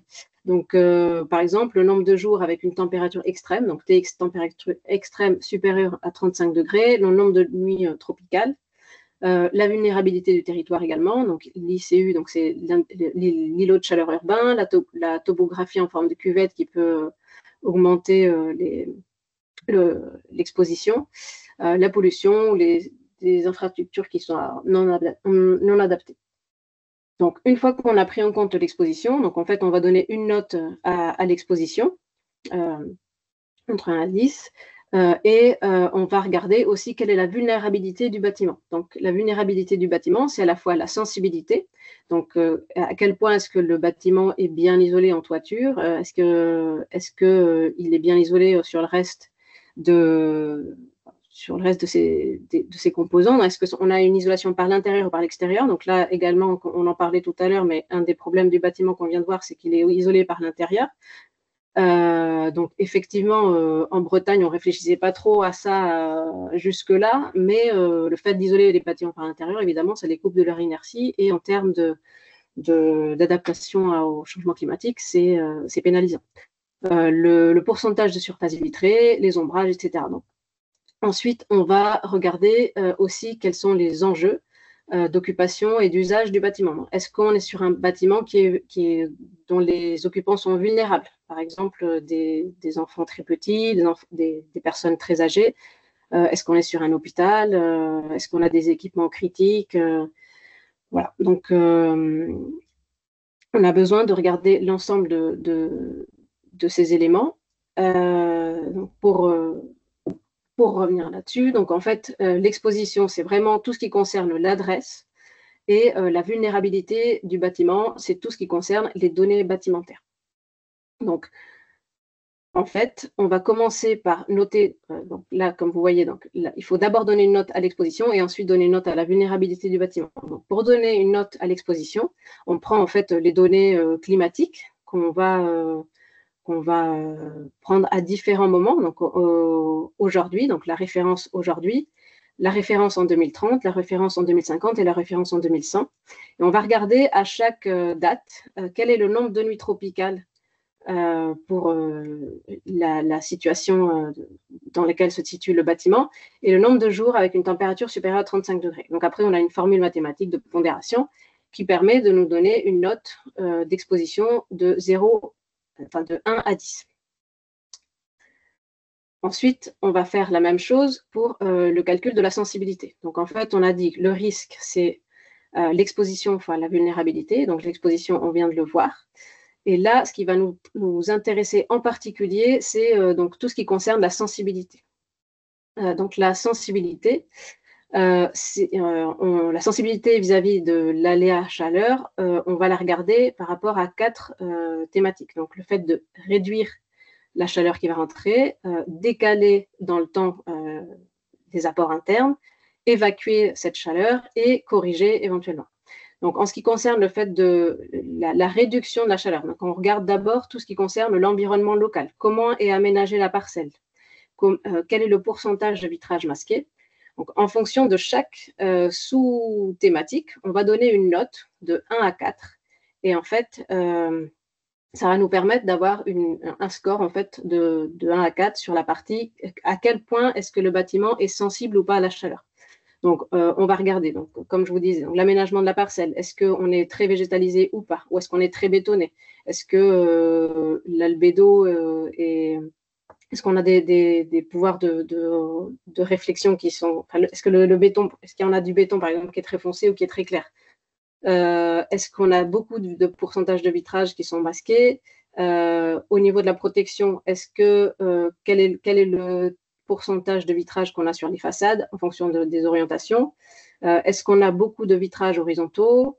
Quel est le pourcentage de vitrage protégé? Et quand je parle de vitrage protégé, on parle bien d'une protection efficace extérieure, soit casquette qui soit bien dimensionnée au sud, on va le voir tout à l'heure, parce qu'en fait, typiquement, là, c'est quelque chose qui n'est pas forcément bien conçu dès le départ.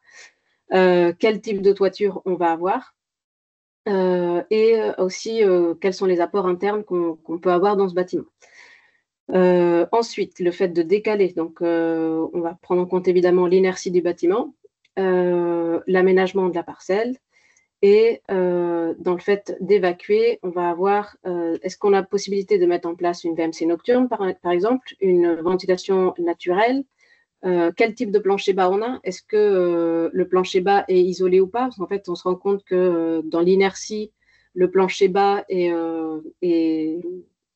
une des sources d'inertie qui est le plus importante. Donc, en fait, là, maintenant, on a des collègues qui travaillent dans le sud qui font des diagnostics d'adaptation, et on se rend compte que dans la plupart du temps, le fait d'avoir un plancher bas qui est isolé est contre-productif sur le confort d'été. Voilà, donc, et ensuite le fait de corriger, donc la possibilité d'avoir des brasseurs d'air, je ne vais pas insister là-dessus, on a déjà vu ça, et éventuellement un système de rafraîchissement si on n'a pas d'autres solutions. Voilà, mais on parle bien de système de rafraîchissement, pas de climatisation, on va en parler tout à l'heure. Donc là, je reviens juste sur ce slide dans lequel je vous montrais quelle est la définition d'une vulnérabilité. Donc la vulnérabilité, c'est bien la sensibilité fois les enjeux d'occupation. Donc là, on a regardé tout ce qui concerne la sensibilité. Et maintenant, on va regarder comment est-ce qu'on évalue le fait de savoir si un bâtiment est un enjeu ou pas. Donc, un bâtiment est en jeu ou pas, on va regarder par rapport à l'aléa canicule en particulier. Après, en fait, sur cette méthode, on regarde toutes les thématiques qu'a présentées Fanny tout à l'heure, mais là, je vais vous présenter en particulier pour la partie canicule. On va regarder, donc là, on a un petit point orange et un petit point gris.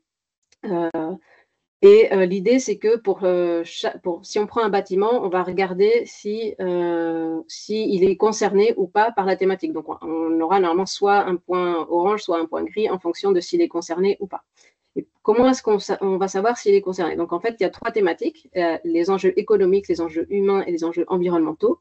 Et à l'intérieur des enjeux économiques, on a donc les équipements et les services qui sont offerts par cet équipement, par ce bâtiment. Dans les enjeux humains, on a les personnes qui occupent le bâtiment et l'organisation. Et dans les enjeux environnementaux, donc les écosystèmes. Comment est-ce qu'on va pouvoir définir si le bâtiment est en enjeu ou pas? Eh bien, on va regarder, on va se poser la question avec la collectivité de savoir si, par exemple, dans les équipements, il y a des équipements qui sont sensibles et coûteux, par exemple des serveurs, des systèmes de CVC d'un hôpital, des systèmes frigorifiques dans un entrepôt alimentaire, etc. Est-ce qu'on a une dépendance forte à l'électricité ou à l'eau? Pareil pour les hôpitaux, les centrales nucléaires, etc. Donc ça va nous permettre de dire si oui ou non on est concerné par cet enjeu. Pareil, en fait, pour les services, est-ce que les services le bâtiment procure un service économique essentiel tel que les services de maintien des réseaux électriques, de l'eau, des télécommunications et transports, etc. Est-ce qu'on stocke des marchandises et des denrées périssables, par exemple? Ou alors, est-ce qu'il y a des enjeux de réputation, de conserver l'image de l'établissement pour des raisons financières, etc. Sur les enjeux humains, en fait, on a les personnes donc, et les organisations, de savoir si on a des personnes qui sont fragiles, etc. Et puis sur l'organisation, donc bon, voilà, savoir si éventuellement ce bâtiment peut servir de zone refuge ou pas. Voilà, donc en fait, en fonction de chaque thématique, on va regarder s'il y a un enjeu ou pas. Et donc, comme je vous avais dit tout à l'heure, on donne une note en fonction de l'exposition, de 1 à 10. On donne une note à l'exposition de la sensibilité de 1 à 4. Et donc, ça va nous permettre d'avoir une petite croix. Et donc, on fait ce travail à la fois donc, avec le climat d'aujourd'hui, avec le climat de 2030, 2050, 2100. Donc, ça permet d'avoir 4 couleurs en fonction, pour chaque bâtiment, de savoir comment est-ce que le bâtiment va évoluer dans le temps. Et là, en fait, on a tous les enjeux. Et en fait, quand l'enjeu est grisé, ça veut dire que le bâtiment est concerné par cet enjeu. Donc après, ça permet d'avoir en fait une grille d'analyse globale au niveau du patrimoine et se dire, en fait, ce bâtiment-là, il est très vulnérable. Et il y a un enjeu important, donc on va prioriser une action d'adaptation sur ce bâtiment plutôt que sur un autre. Voilà, et après je vais vous parler juste rapidement des solutions d'adaptation. Donc juste pour, il y a déjà beaucoup de choses qui ont été dites, mais quand on parle de solutions d'adaptation, donc on a principalement 3 thématiques. Donc les solutions techniques, les solutions organisationnelles et les solutions fondées sur la nature. Comme on a dit tout à l'heure, donc évidemment limiter au maximum les surfaces vitrées est et ouest, mais en fait je pense qu'on ne le dit pas assez. C'est quand même incroyable qu'aujourd'hui on voit des bâtiments qui soient complètement vitrés et la première source d'inconfort c'est vraiment l'exposition des vitrages. Ensuite, dimensionner, installer des protections solaires efficaces et des brasseurs d'air. Donc, quand je parle de protection solaire efficace, donc on le voit ici, les protections solaires au sud des casquettes, elles sont efficaces, mais ça nécessite un dimensionnement. La plupart du temps, je vais vexer personne, j'espère qu'on n'a pas d'architecte, mais la plupart du temps, en fait, c'est pas forcément pris en compte. Donc voilà, c'est vraiment un calcul à faire. On a parlé aussi de brasseurs d'air. Effectivement, quand on voit le diagramme de Givoni ou le diagramme d'air humide, en fait, la température de confort, c'est pas que la température qui va guider le confort, c'est une combinaison entre la température et l'air qui est brassé, qui arrive sur notre corps. Donc c'est pour ça qu'en fait, le fait d'installer des brasseurs d'air peut permettre d'avoir une situation confortable dans un bâtiment. Voilà. Et ensuite, donc évidemment, permettre la ventilation naturelle nocturne et améliorer l'inertie, la réflexion des murs, les toitures et les sols. Ce que je vous disais tout à l'heure, en fait, il faut essayer d'éviter au maximum d'avoir de l'isolation par l'intérieur. Des fois, c'est pas possible, mais on se rend compte que même si on a beaucoup conçu les bâtiments pour le confort d'hiver, aujourd'hui, on ne peut pas faire abstraction du confort d'été, en fait. Donc, l'isolation par l'intérieur, dans le cadre d'une stratégie d'adaptation, éviter au maximum. Voilà. Donc, les solutions organisationnelles. Donc, on parle aussi de réguler les horaires d'occupation. Donc, pourquoi pas des fois décaler des horaires de cours, avancer les horaires d'accueil des enfants. Bon, après, ça pose sans doute des problèmes pour les parents aussi, mais il y a des territoires dans lesquels il y a des expérimentations qui se sont faites où on avance d'1 ou 2 heures l'accueil des enfants pour pouvoir éviter les pics de chaleur justement pendant l'occupation. On sensibilise aussi les occupants à la gestion thermique passive, et c'est ce qu'on voyait tout à l'heure, je ne vais pas en parler, mais effectivement, fermer les fenêtres dès que la température extérieure est supérieure à la température intérieure. Voilà, mettre en place un système de suivi d'alerte en cas de forte chaleur. Et sur les solutions fondées sur la nature, donc on en a parlé aussi, le fait de végétaliser au maximum les abords du bâtiment, que ce soit en végétalisation basse de 0 à 3 mètres ou à partir de 3 à 5 mètres, une végétalisation haute, planter des arbres à feuilles caduques pour ombrager les façades en été, et si possible, donc, des travaux un peu plus conséquents, mais aménager une toiture végétalisée ou une façade végétalisée. On se rend vraiment compte de l'impact que peut avoir la végétalisation sur le confort d'été. Voilà, et donc quand on parle de logique d'adaptation, on a 3 stratégies différentes, donc soit des stratégies réactives, donc les stratégies réactives, c'est tout ce qu'on peut faire dans l'urgence. les stratégies incrémentales, donc c'est tout ce qu'on va faire. C'est des stratégies qu'on peut avoir qui peuvent ne pas être les mêmes aujourd'hui et d'ici 2100. Par exemple, on peut être tenté de mettre tout de suite de la climatisation dans des bâtiments aujourd'hui, mais en fait, il faut garder en tête que les stratégies peuvent évoluer au fur et à mesure. Et ce n'est pas forcément une bonne idée d'employer la solution qu'on sera peut-être obligé de mettre en place en 2100 tout de suite. Et les stratégies donc transformatives, c'est les stratégies qui permettent d'adapter en profondeur la conception et la rénovation. Quelques guides qui vont peut-être vous permettre d'avoir des ressources. L'idée, c'était surtout d'insister sur les solutions. Donc, on a un guide qu'on a développé au CEREMA qui est vraiment, ça fait quelques pages, mais ça va vous permettre d'aller chercher d'autres documents. Donc là, on insiste encore sur les différentes façons de protéger un bâtiment. Donc, organiser les usages, protéger le bâtiment, dissiper la chaleur et aménager la parcelle. Je ne vais pas rester dessus, j'en ai déjà parlé. Un autre guide qu'on est en train de rééditer avec l'Union sociale pour l'habitat, pour l'Union sociale de l'habitat, sur le fait de contrôler et réhabiliter des solutions techniques et concrètes pour le confort d'été.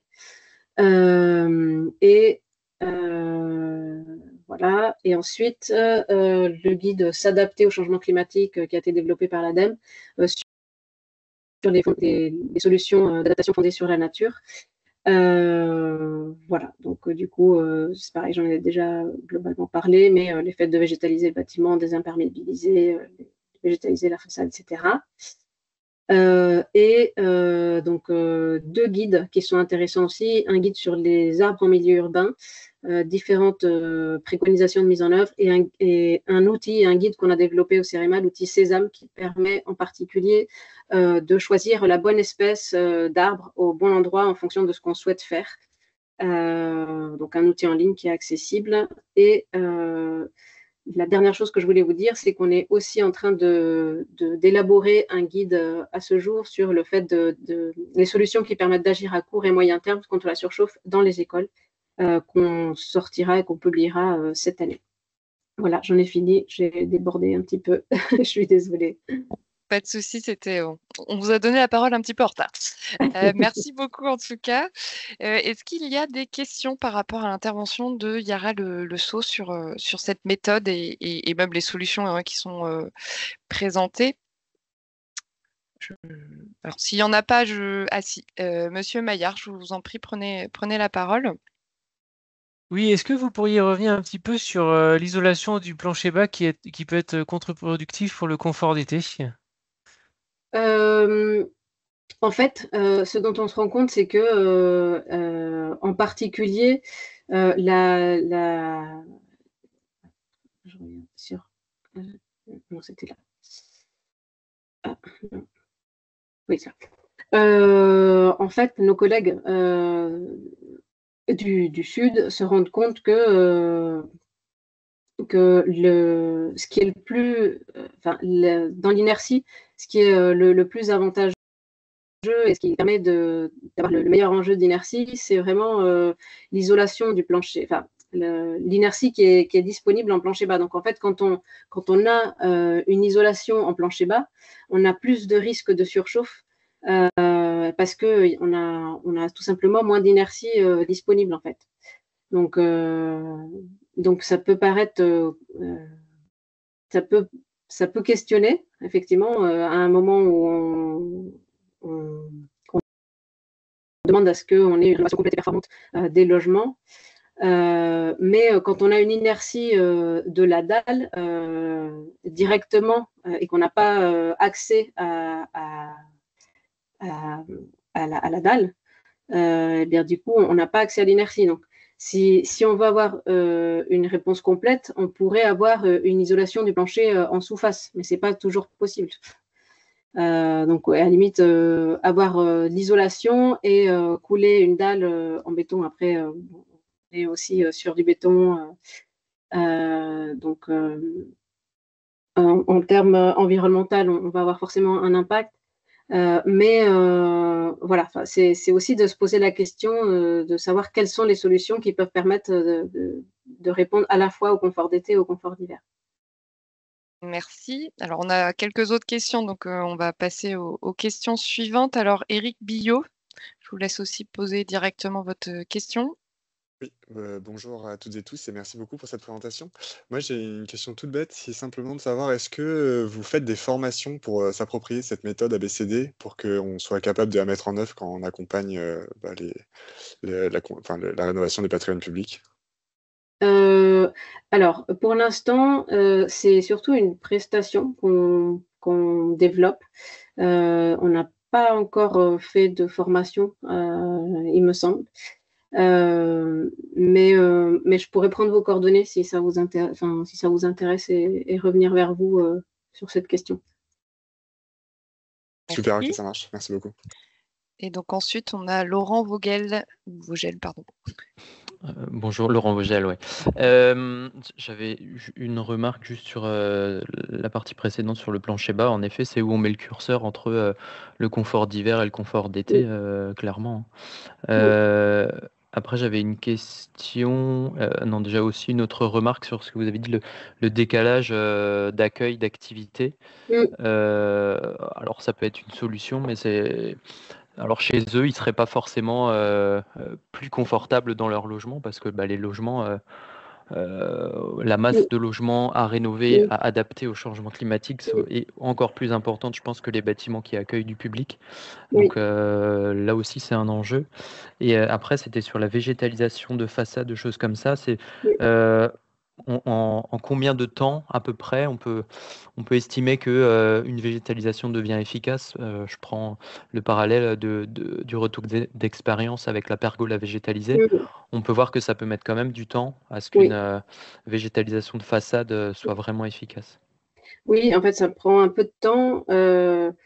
La végétalisation, en fait, il faut forcément qu'il y ait de l'indice foliaire, des feuilles, quoi, pour pouvoir produire un effet de rafraîchissement.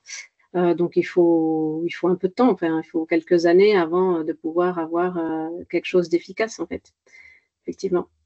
Ouais. Okay. Merci. Alors, ce que je propose, c'est que s'il y a d'autres questions, alors je vais prendre une dernière, Aurélie Kemener, et après on va continuer. Et ceux qui n'ont pas pu poser la question, je vous invite à la poser par écrit, et nous on y répondra de toute façon ensuite, et ce sera en ligne aussi sur notre site. Donc Aurélie, je vous laisse poser votre question, puis après je continuerai. Je vous entends pas, par contre. Votre micro est coupé. On vous entend. Vous pouvez poser votre question. Je vous entends pas. Ah, c'est bizarre, on vous a pas entendu au début. Allez-y.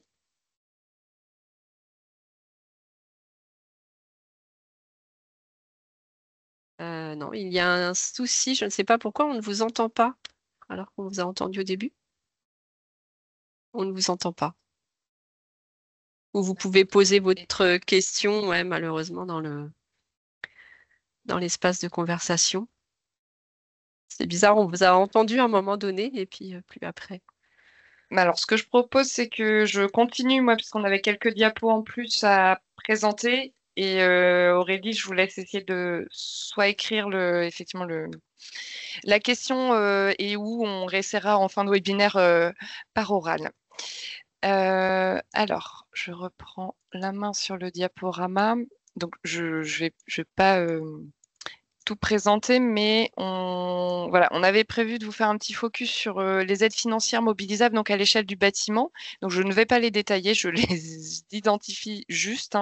Donc, on a bien le fonds vert qui a un volet spécifique sur l'amélioration du confort d'été en rénovation. Plus localement, on va avoir l'appel à projet porté par l'ADEME et la région qui permet aussi de financer des solutions ou des expérimentations. Et donc là, dans ce cadre-là, il faut vraiment prendre contact avec Brézalec en premier lieu. Donc, il y a une diapo après sur ce dispositif, donc vous pourrez avoir les infos. Également, donc on revient encore à une échelle encore plus locale, il y a le fonds Leader opéré par le Pays de Rennes qui est aussi dédié à l'adaptation et donc qui pourrait permettre de financer des choses à l'échelle. Alors pas tant du bâtiment, plutôt de l'aménagement, mais bon, ça peut être des projets plus globaux. Et enfin aussi très très localement le fonds métropolitain de transition écologique et de soutien à l'investissement communal de Rennes Métropole qui permet aussi de financer des choses sur l'adaptation. Donc ensuite, je ne vais pas les présenter, j'ai une diapo par dispositif que vous pourrez consulter après le webinaire.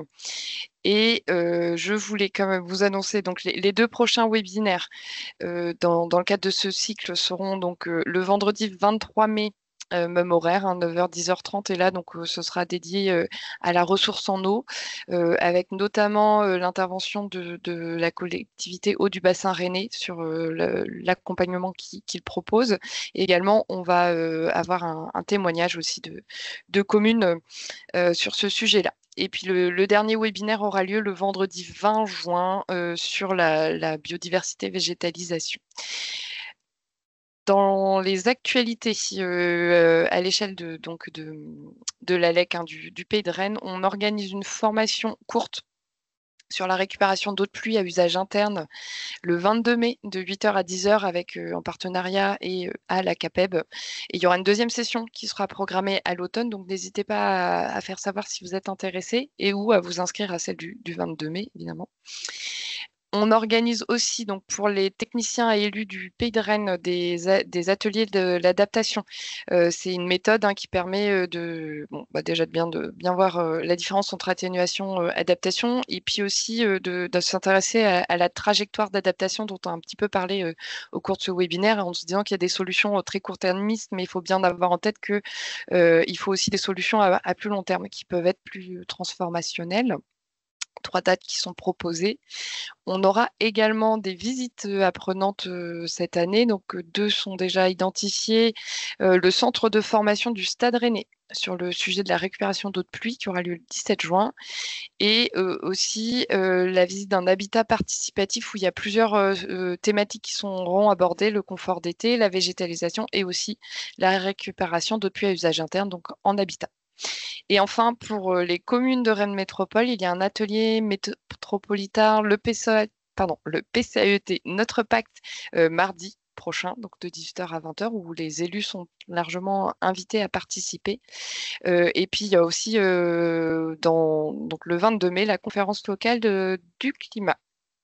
Voilà, c'est un peu liste à l'après-vert, mais je tenais à quand même vous informer de ces futurs événements. Donc, on arrive à l'horaire de fin du webinaire, mais pour ceux qui ont quelques minutes, on peut faire quelques minutes de rap s'il y a des questions, et notamment si Aurélie peut prendre la parole, si ça marche. Alors, je ne sais pas si Aurélie, vous pouvez réessayer, ou sinon on peut prendre connaissance effectivement de votre remarque sur vraiment la culture, finalement la culture de l'adaptation en Bretagne qui pour l'instant n'est pas du tout partagée.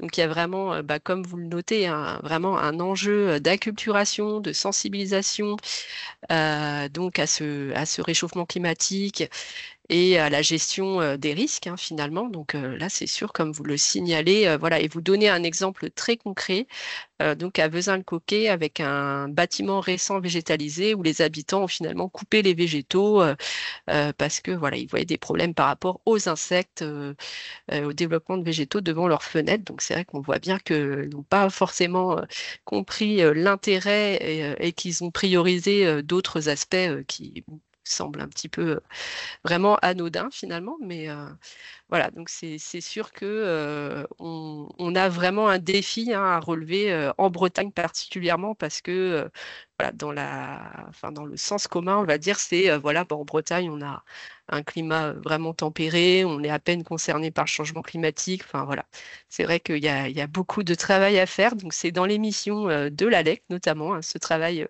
d'acculturation, de sensibilisation, notamment du grand public. Et donc là, j'en profite juste pour vous passer une information, puisque nous allons créer un jeu sérieux en fait, justement pour le grand public sur le sujet de l'adaptation, avec, donc ce sera un espèce de rallye rallye en fait, qui pourra se jouer en famille. Et l'idée, c'est justement de se projeter dans un territoire à plus 4 degrés et de voir un peu à quoi on est confronté. Donc, comme le soulignait Clémence, en prenant en compte évidemment les extrêmes, parce qu'il y a un réchauffement moyen de plus 4 degrés, mais en fait, il y aura vraiment des choses extrêmes auxquelles il faudra faire face. Et là, ça va être l'idée de mettre en situation justement les personnes et de voir quelle solution on va prendre et qu'est-ce que ça donne, etc. Donc, c'est vraiment l'idée d'être très pédagogue et que ce soit aussi ludique et que les personnes soient amenées par elles-mêmes à identifier des solutions d'adaptation pour préserver leur santé, leur qualité de vie, etc. Donc sur le territoire. Donc ce sera à la fois pour un territoire urbain, périurbain et rural. Voilà, donc pour vraiment avoir les trois aspects. Donc ça peut, voilà, ça fera partie aussi des outils qui seront disponibles sur le territoire et qu'on pourra partager évidemment largement avec les autres ALEC, mais aussi avec l'ensemble des territoires en France. Enfin voilà, l'idée c'est aussi de partager nos outils. C'était juste cette information. Voilà, et puis l'idée, c'est vrai que pour ce webinaire, on avait aussi sollicité nos homologues à l'ALEC de Marseille, de Montpellier, donc essayer de faire du lien entre nous pour voir comment eux font, enfin voilà, qu'est-ce qu'ils ont déjà développé, parce que finalement, ils ont eu de l'avance sur nous, et de favoriser les échanges de pratiques entre nos régions. Voilà, merci. Alors, du coup, j'en profite, on va conclure, mais effectivement, donc on n'a pas pu avoir d'intervention des ALEC du Sud qui sont plus confrontés à ces questions-là, en tout cas depuis plus longtemps. Mais si c'est quelque chose qui vous intéresse, on peut aussi le noter pour un futur cycle de webinaires, ou en tout cas à l'automne, on peut aussi relancer quelques webinaires. J'ai oublié de dire en introduction que ce webinaire, il est organisé grâce au financement de l'ADEME et de la région, quand même, dans le cadre d'un relais sur l'adaptation piloté par Breizh ALEC, qui est le réseau des ALEC bretonnes.